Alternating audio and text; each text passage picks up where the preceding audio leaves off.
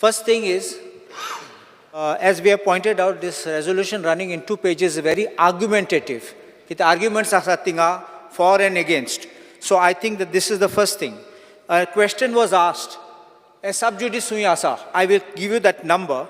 The matter is writ petition civil number 116 of 2023, Manohar Lal Sharma versus Union of India, matters pending before Supreme Court. So the matter should not have been brought. Anyway, that is the Government of India ban. Now, there is a challenge to the ban. Kone petition gaile to the Supreme Court. Sangpak, you have to issue an order banning this documentary being shown here in India. Supreme Court dismissed the petition. But now the petition which is pending is the one which is relating to the challenge to the ban, because the Government of India could not get it by the back door, has now directly issued an order banning it from being shown in India, or directing all the links to be removed, and that is why this challenge has gone to the Supreme Court. Now, this resolution, it is deceptive. And as Mr. Salkar said, I have not named any person there, I am not named. But please look at page 3 of ours, which is second page. The words used are, in this context of these incidents in Gujarat, there has been a deliberate and mala fide attempt to discredit the popularity of the then Chief Minister and the present Prime Minister of India. That means this resolution can be for no other person than Mr. Modi. And that is what he's saying. He tries to show it is just generally for Prime Minister, but it names him indirectly over here. One side, you try to say that there is an assault on the nation. This is a false narrative. This is my respectful submission. The hidden part of this is the exposure. What is the media doing? The media does is sets out facts and let the people decide. Let the people think, have their mind and decide what is right, what is wrong. You agree or you don't agree. There are news channels which shout on the top of their voice. They keep on saying one agenda, but that does not mean to say that they should be shut out. Now, it reminds me, the way that the opposition was screaming, it reminds me of a time in Nazis Hitler. If you are not with Hitler, you are not with Germany. This is what seems to be repeating over here. And I think that this should not be allowed. You talk about our Prime Minister going abroad, though this is not, because you have spoken, I will just counter that. We are going to get business. The business is they are selling things to us. What are we selling to the foreign nations? I don't see anything which is coming for us. And then, do you remember what was Modi's tweet in 2013? I'll just read the words for you. 8 April 2013. Till there was DD, that is Doordarshan, Akashwani, what did common people discuss? We heard it on BBC.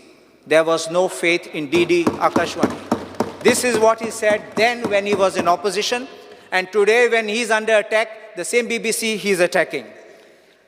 No individual is greater than the nation. We must not forget this.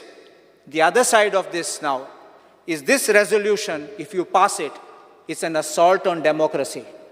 Because democracy includes the press. And the freedom of the press is being suppressed if we are allowing such kind of things to come out. Why do you get scared? Is it in your culture that you don't want dissent? Is it in your culture you don't like people speaking against you or speaking? Our High Court, Delhi High Court has said, society's outrage is no justification to suppress free speech. Dissent in democracy is vital. This was our Chief Justice Dipankar Datta, now is in Supreme Court. And in as late as 5th April 2023, the Supreme Court in Madhyaman Broadcasting 2023 live law, Supreme Court 269, I'll read the words of the Supreme Court. An independent press is vital for the robust functioning of a democratic republic. Its role in democratic society is crucial, for it shines a light on the functioning of the state. The press has a duty to speak the truth and present citizens with hard facts, enabling them to make choices that prepare democracy in the right direction. The restriction on the freedom of the press compels citizens to think along the same tangent. A homogenized view on issues that range from socio-economic polity to political ideologies would pose grave dangers to democracy. If I can say, in Germany, despite the Hitler before Nazi took over, German constitution guaranteed freedom of speech and expression. But Hitler started censoring it.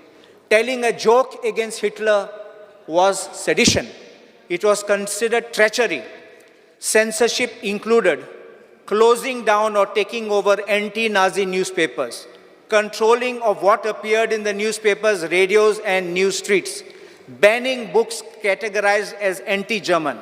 What do we see today? The raid on BBC, a raid on NDTV, raid on any news channel, any person, any individual who speaks against the supreme leader, this is what is happening.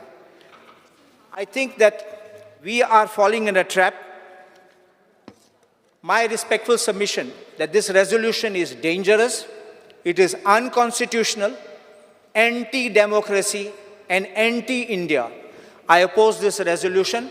I urge my colleagues, all the colleagues, to think on long-term effect and oppose it. It is not a government resolution, but a private member's resolution. Use your conscience, exercise your right. Don't let your voters down. Oppose it. I oppose it.